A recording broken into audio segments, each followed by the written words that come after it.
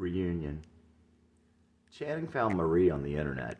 She was the second of three ghosts of girlfriends past. She agreed to meet him after work one day. He met Marie at an outside cafe in Gallatin. It was a lovely early summer evening, and they were talking and laughing, and there was a spark in her eyes. It was so much easier. The words came so much easier. It seemed so right. It was obvious this time that she wanted to be with him. I was so surprised to hear from you after all these years. I had tried to find you before. I didn't think I made that big of an impression on you, she said. They talked like old friends, and Channing shared with her his deepest thoughts.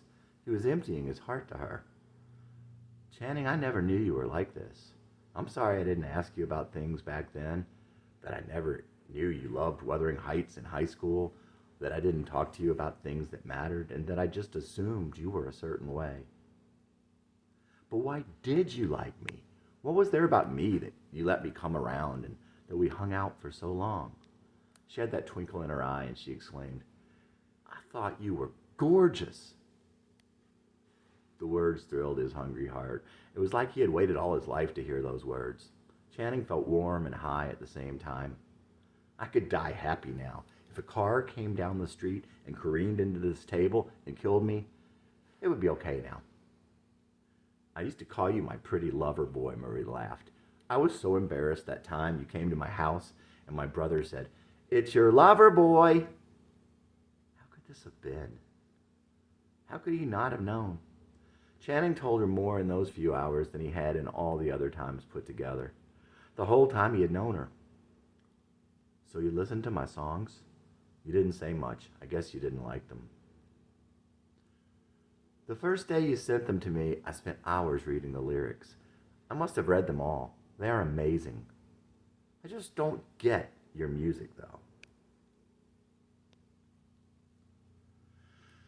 Channing's heart sank. If it hadn't been for the things Marie had said earlier, he would have broken down and cried. Why do you feel like you have to do music too? You should just publish your poetry in a book. Well, I did put a lot of the songs in my journal, but the music is so important to me. This is hard for me to say because I know it sounds so stupid given how you feel about my music, but sometimes I think my songs are great. But more than not, I think they suck. I have some fans, including the most talented guy I know, who tell me they are great, but I think most people can't stand to listen to the recordings. It's terrible. I feel like Jackson Pollock. Do you know who he was? Yes. Why wouldn't you want to feel like him? Because there were some critics who said he was a genius, but there were more who thought he was a hack and a fraud, and he needed that external validation. Even though he was driven, he had this constant inner voice telling him he sucked. It's terrible to feel like that. The cafe was closing. They had to leave.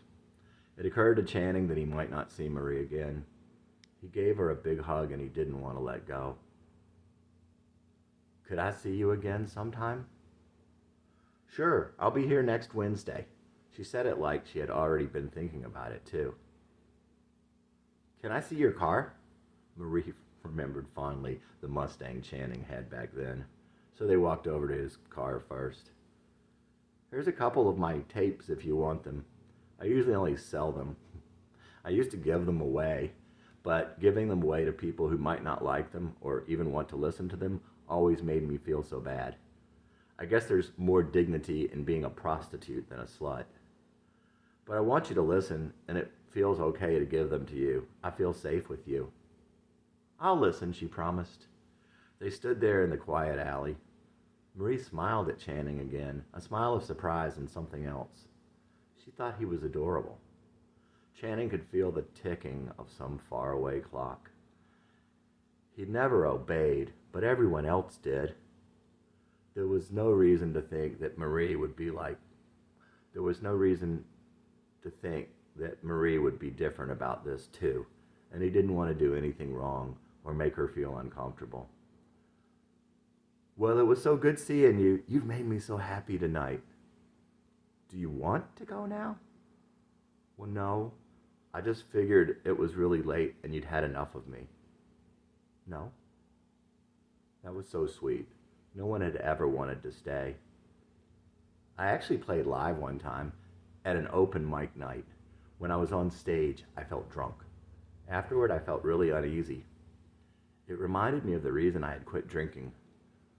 It's like my ego was huge. The world revolved around me. I was saying anything I wanted to, and I didn't care who heard. My whole personality was out there. I wasn't hiding anything.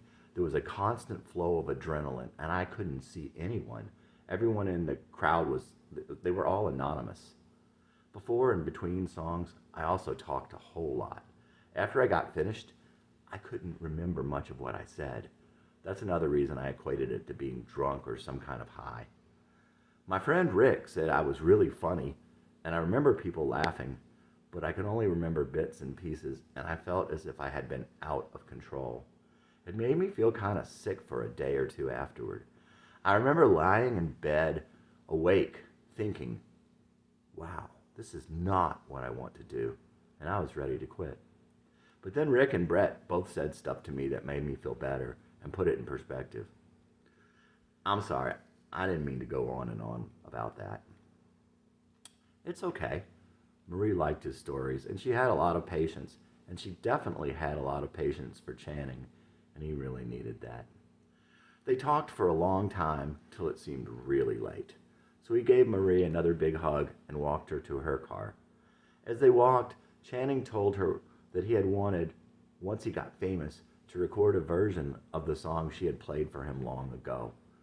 Later, when he came to realize that it wasn't his song to sing, he dreamed that once he got famous, he'd get people to have her record it.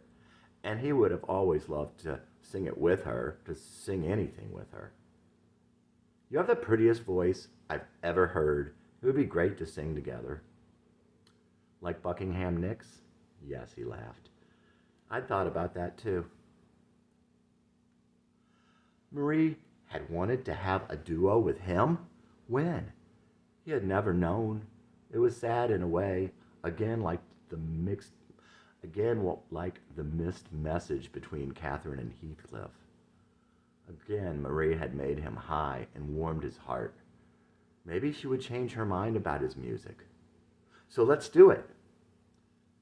I would have tried it with you when I was 23, but I'm not 23 anymore. Maybe in the next lifetime. Why? I told myself I should be famous by the time I was 23, like Stevie was. Channing would have been sad to have left without another hug, but he hadn't thought it was appropriate to just hug her again. So again, Marie said the very thing he wanted to hear. Do you want to give me a hug? Channing gave Marie another bear hug, and she hugged him much longer than he would have expected. It was such a sweet ride home, with all the windows open and the sunroof and the honeysuckled air. Half the moon. Even then I was a sailor, long before I met you. The shadow of the earth fell on half the moon, leaving just enough to light my midnight walks and starlight rides surrounded on all sides by seas of green. Beneath the silvered branches, my heart is yet unseen, peeking through the rustling leaves as I watched you in a dream. Though you would not know by looking, I am a sailor still, waiting for my boat and watching on a hill. Sail on, sister, sail on in my dreams, sail on in your silence, sail on in a dream. Sail on, sister, sail on in my dreams, sail on in your silence, sail on in a dream. Even then you were an angel, long before you left here. The curvature of the earth shadowed half the moon, leaving just enough to light a lover's fire, and starlight in your eyes against those hills of green. Beneath those silvered branches, your heart is yet unseen, appearing through the whispered leaves as you watched it from your dream. Though they would not know by asking, you are an angel still, waiting for your wings and watching from a hill. Sail on, sister, sail on in your dreams, sail on in your silence, and sail on in your dreams. Sail on, sister, Sail on in your dreams. Sail on in your silence and keep me in your dreams. Sail on, sister, and keep me in your dreams.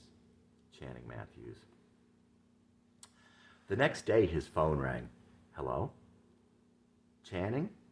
It was so good to hear her voice. Hi, Marie. I totally get the music now. I listened to your first tape 3 times today. I couldn't hear the texture and atmosphere over the phone. I love it. Silence. Channing sat there, stunned for a moment. Channing? OMG. Marie, you can't even imagine how that makes me feel. You just can't.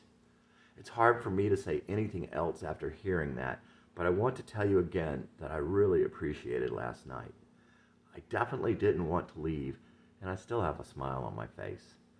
Now, after what you just said, though, I'm kind of having sun showers, which I just now thought of, and I'm so going to use in a song. Might even be the name of the song, so thanks for that, too. Marie took all that in and smiled to herself, and then she turned thoughtful again.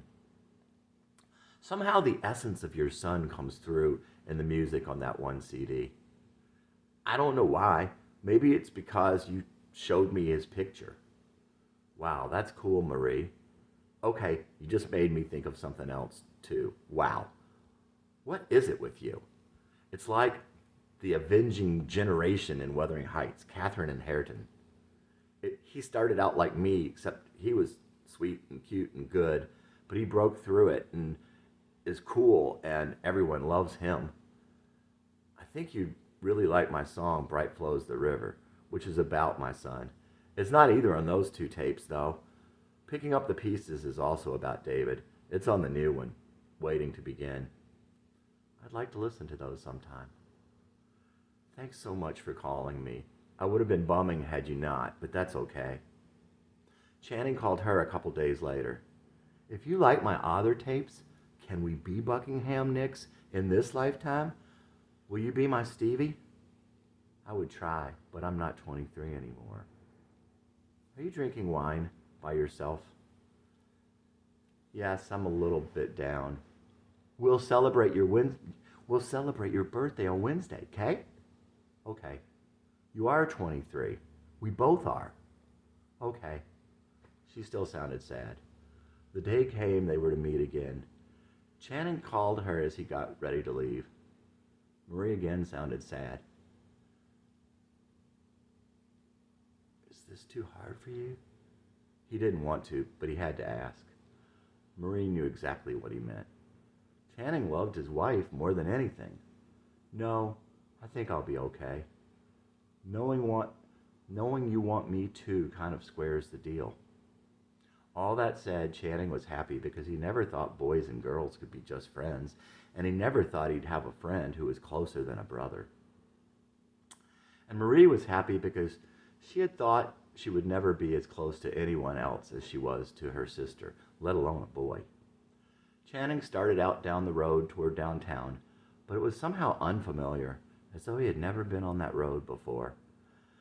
He couldn't decide if he had gone too far or if he was no longer on the right road at all. He began to feel really tired. Channing felt confused. How did he get to be 30 or 40 something?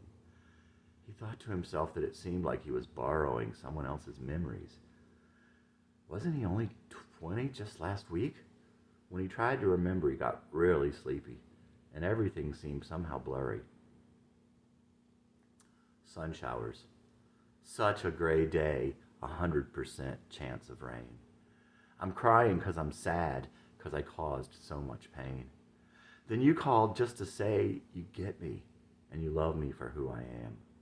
You brought sun showers, what I always wanted to be, smiling and crying, raining down on me. It's a beautiful morning driving through the gray small hours. Then I see a rolling meadow under a blanket of flowers, and a faint smile comes upon my face, and the first warm drop of sun showers.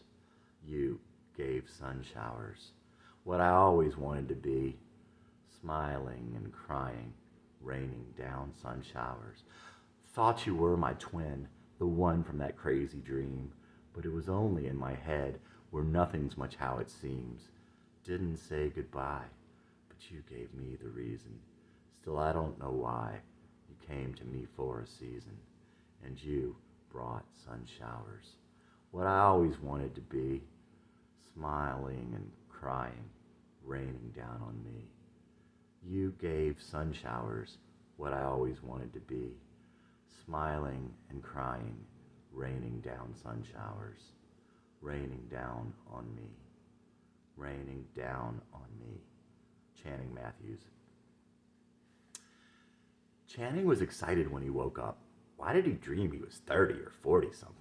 Oh well, it didn't matter. Today was going to be the best day ever. He dressed quickly and headed out the door before anyone saw him. He walked past the bus stop, but no one was there because it was very early still. The sun was just starting to poke up over the hill. No need to hurry now. No one would give him a ride till it was light anyway. Jesse sat down by the road and thought about her. She was his soulmate. They loved all the same things, and she understood him completely. No one else understood him at all. How could she love him when everyone else despised him? The cutest girl in the world, and she adored him? No one else would even look at him, except maybe to start a fight. He was little and skinny, and lost them all, but he never backed down. How can I back down from anything when I have her, he would think. The road got busier and busier, and the sun was up now. It was going to be a beautiful day. Summer was right around the corner, and everything had a green glow. God must surely love me, Jesse thought. The first driver who stopped for Jesse looked at him funny, but he didn't say much, so it was a good ride. Jesse was still thinking about the day ahead. He let Jesse off at the interstate, but Jesse only had to stand at the ramp for a couple of minutes. The man in the pickup truck asked Jesse where he was going. Bridgewater. What's in Bridgewater? My girlfriend. Supposed to be in school today? Yep, but I don't ever get to see her. I can get beat up and yelled at again tomorrow. The driver smiled a sad smile at Jesse and looked like he understood. He didn't say anything else till they got to Bridgewater. He didn't even turn the radio back on. Jesse was grateful because then he could think about her the whole time. The man slowed down at the Bridgewater exit. You're going to Bridgewater too? Nope, just getting off to turn around. The man had only been going to Gallatin, but drove the extra 50 miles to ensure Jesse got there as quickly as possible. Jesse closed the door, and the driver smiled a sweet smile at him as he pulled back on the road. Jesse quickly walked the few miles to the strip mall where she'd be waiting for him. Marie figured he'd be another hour or two, but there was no way for Jesse to call her, and she didn't want to take away from their time together in case he got there earlier. She saw him from a couple 100 feet away, and she got up off the curb and ran to him. That's what heaven must be like, Jesse thought. He thought that each and every time she hugged him. You've got a black eye. Marie sounded so sad, and it made Jesse sad. It's okay. No big deal. Not like it hurt or anything. He'd always say that, and she'd always be sad and wonder how anyone would want to hurt Jesse. How's my Catherine? Sorrowful and melancholy because it's been 2 weeks since I've seen my Heathcliff. I've missed you so much. I know, me too. I can stand everything else, but being away from you hurts so bad. Do you cry? Yeah, me too. Marie handed Jesse a tape. His heart leapt into his throat and he turned red. Thanks. That was awesome. It was for you to keep. Really? That's great. I really love it. I thought you were giving it back to me because you didn't want it. No, you silly. I love it. Those are some of the best songs I've ever heard. Jesse could barely hear her. The original adrenaline rush and embarrassment made his heart pump so fast. And then when she said she loved it, it was almost too much. I learned to play Landslide. You want to hear it? Oh my gosh, Marie, of course. You have the prettiest voice in the whole world, ever. Jesse didn't really have a way with words outside his songs, but Marie understood. She always understood, and she knew he meant it. We can be like Buckingham Nicks. I'll be your Stevie, and you be my Lindsay. Okay. No, really. I'll write a song and you'll write a song in response. We can make an album together. When, Marie? I don't know. Romeo and Juliet were only 14. When we're 14, we can run away together. That dream was the closest he came to seeing himself since he had left the boy behind. It was the closest he came to remembering who he was and what he had escaped from. The next morning, he woke up so happy, but he couldn't really figure out what the dreams meant. What did they mean? Manam Shara. I just wanted to say, I think back on when I met you, and it makes me smile every time. I still want someone to say, they remember when first they saw me, and it always brings them a smile.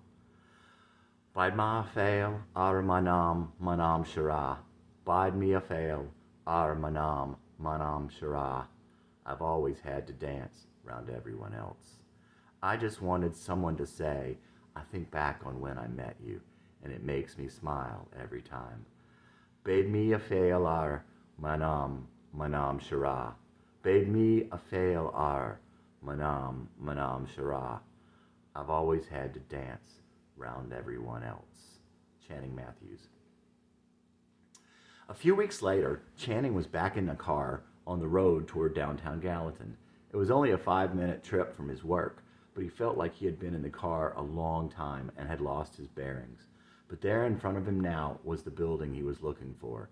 He parked the car down the road a little, walked back to the building, went in, and took the elevator up to the second floor. There was Marie in the circle. Channing smiled at her as he had the last time. She pretended to stay focused on the discussion. He made a conscious effort to look away so she wouldn't feel self-conscious. She looked so cute, all serious with her glasses, trying not to look at Channing. He smiled at her again in spite of himself. When it was over, Channing walked over to Marie. Let's trade. Channing handed her the gift bag with her birthday present and took the heavy load from her. They took the elevator down and walked to her car and put her books in.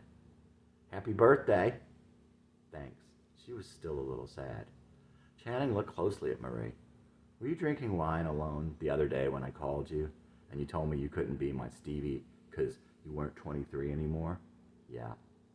Well, you are 23. Well, we do look pretty good. She was smiling a little now. You want to get a Guinness? Jesse Channing already had a good buzz as, just like the last time, he'd had something to drink before he left to meet her there. Of course I do. Same place? Channing was smiling at the thought of the little cafe with the bookshelf-lined walls and the little fridge with a Guinness and harp. It was just down the quaint red brick street from the building where Marie had her class. Irish music was wafting out through the open door when they got there. Marie looked happy about that. I wish I'd brought my squeeze box. I have my guitar in the car.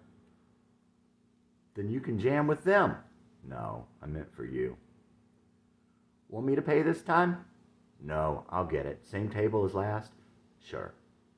Marie sat down at the little aluminum table while Channing went in to get the beers. When he came out, Marie was wearing his big wrap-around sunglasses. You look good. These are huge. Wrap-arounds? Cool. Marie reached down for the bag at her side. The booklet isn't for you. It's an excerpt from my journal.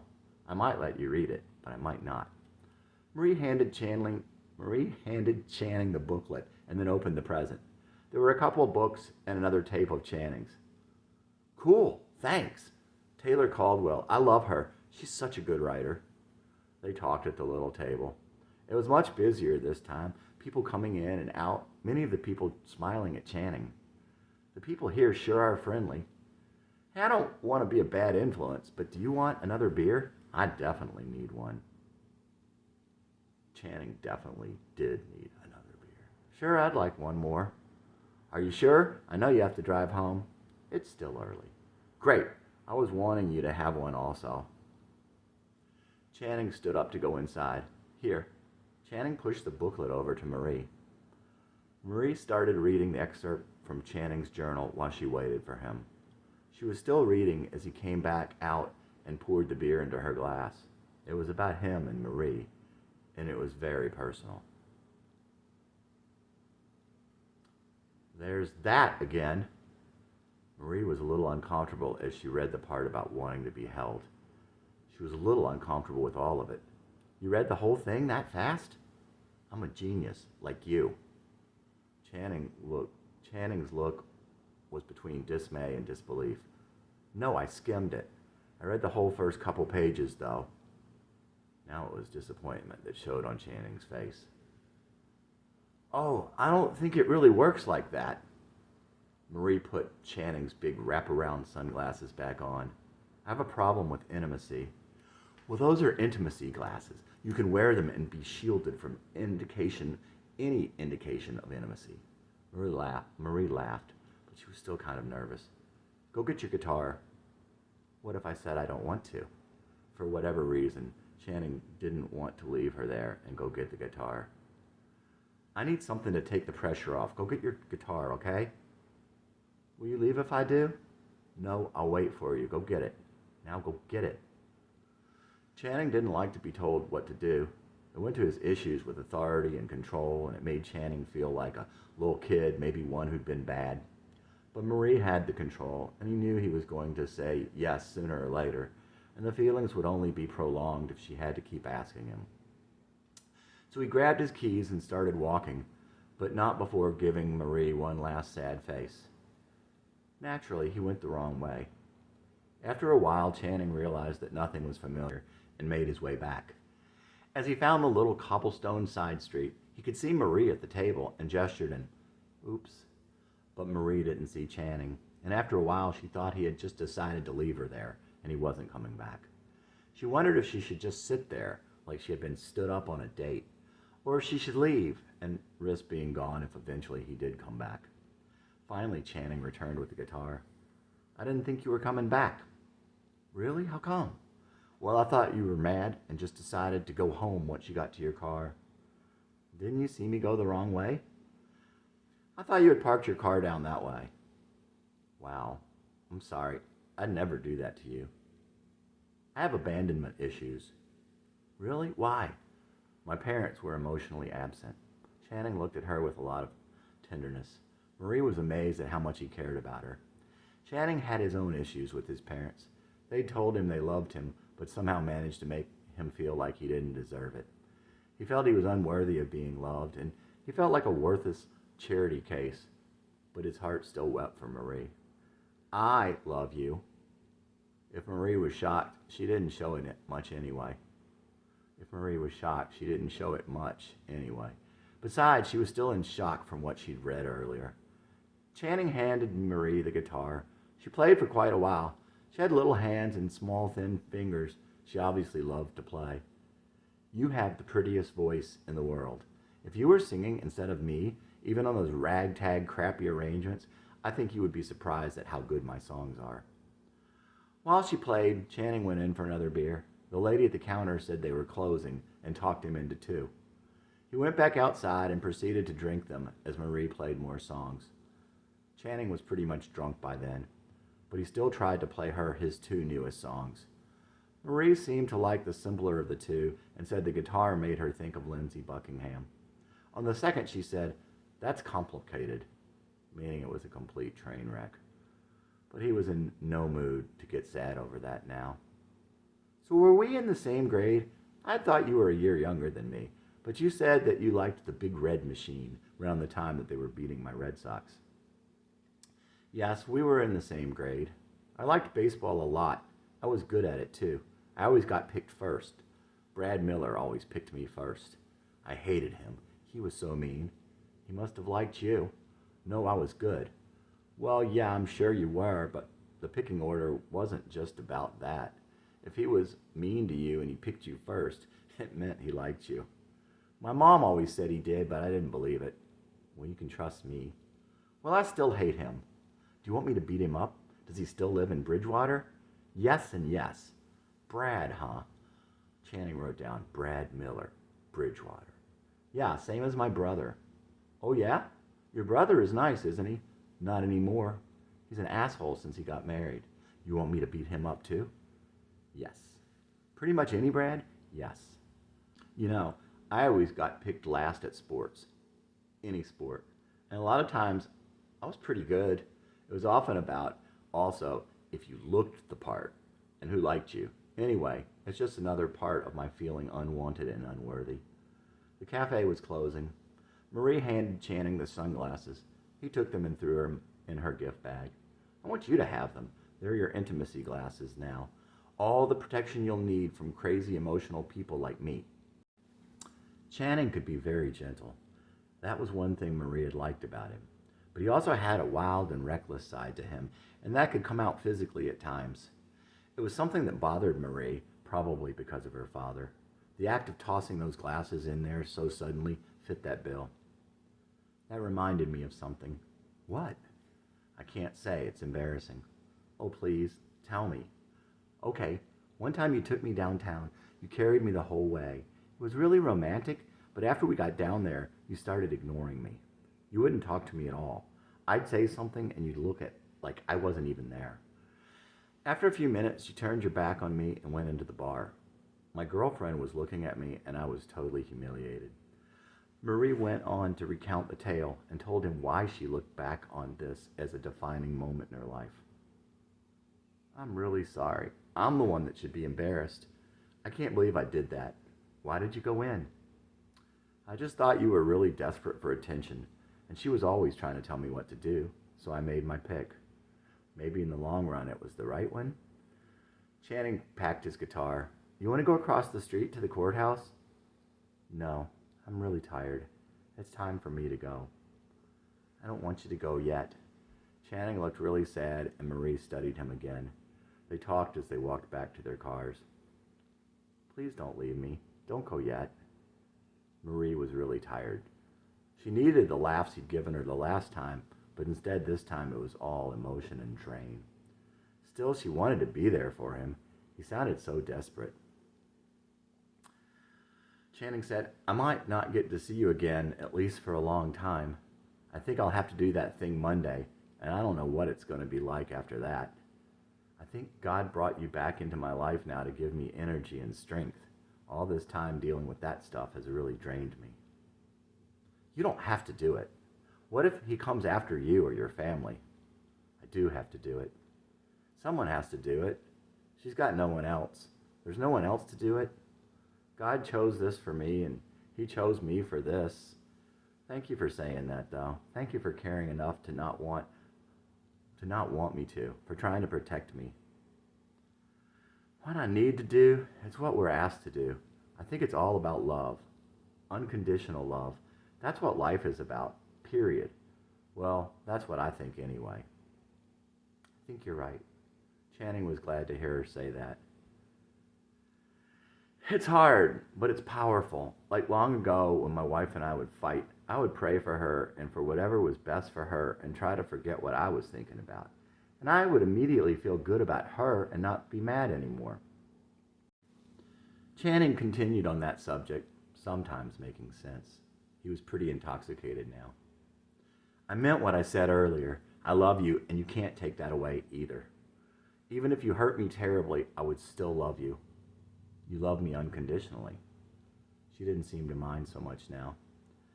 Yes, but I don't know. It's like there's a gray area. It starts somewhere. Like I can't just love anybody unconditionally. It's about how you are. It's like there was a precondition. It's odd. Once you have unconditional love, it can't be destroyed. The precondition could go away and the love would remain. I love you and I'll never abandon you. Marie stayed and they talked for a long time. The subject of getting in trouble came up. Marie said, starting at Middle Tennessee, it was like trouble was following me. I still feel like it's right around the corner, lurking in the shadows, waiting for me.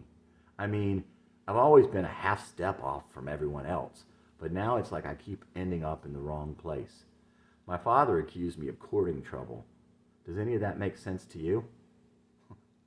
Oh yeah, it definitely makes sense to me. That is me, except it didn't start at Middle Tennessee. It was like that for me ever since I was this big. Channing leaned over a little so he could put his hand parallel to the pavement, about maybe 2 feet off the ground. I'm sorry, Channing. That must have been horrible for you. There it was again. that look of sympathy, compassion, and caring. Marie completely got him. No one else ever had. Marie, I think you're my twin. Do you think I'm totally crazy? Twin? More like polar opposite. But there it was.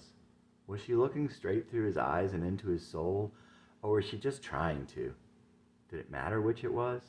Marie just looked at him with that other look, the same caring, earnest face she had looked at him with most of the night. Of all the hundreds of things that made him love her, that was it. That was the number one reason, the love that shone through her face. Channing said, "It definitely seems like we are kindred spirits. Every time I think, wow, there are so many similarities, so many things in common, so many parallels, you shock me with another one. Even that you would ever get in trouble took me by surprise. I thought you never would get in trouble. I thought you never got in trouble. In trouble, doing the wrong thing, being out of sync with everyone else, that's the story of my life. You know, sometimes I think I have a semi-charmed life now, though. I'm always messing up or doing the wrong thing or something stupid, but I almost always escape paying the price. It's funny, when I was a kid, I paid the price for everything." Marie said she was also like this, and she recounted stories of how guardian angels would save her from her falls. "I probably should go now. It was really late. Well, give me a hug. You're not wearing your intimacy protection glasses." Channing held her in a gentle bear hug. Marie felt he would not have held her back had she wanted to go, but even the devil could not have taken her away involuntarily from that hug. "I'm so sorry, Marie. You wanted to go home, and I kept you and kept you. You're going to be so tired driving home." "Well, I was, but after that hug, I feel re-energized." She always knew just what to say, but if Channing could have transferred energy from his body to hers, he would have. If it had been a dream, then maybe that was when the dream ended. In any event, he would remember no more of that day.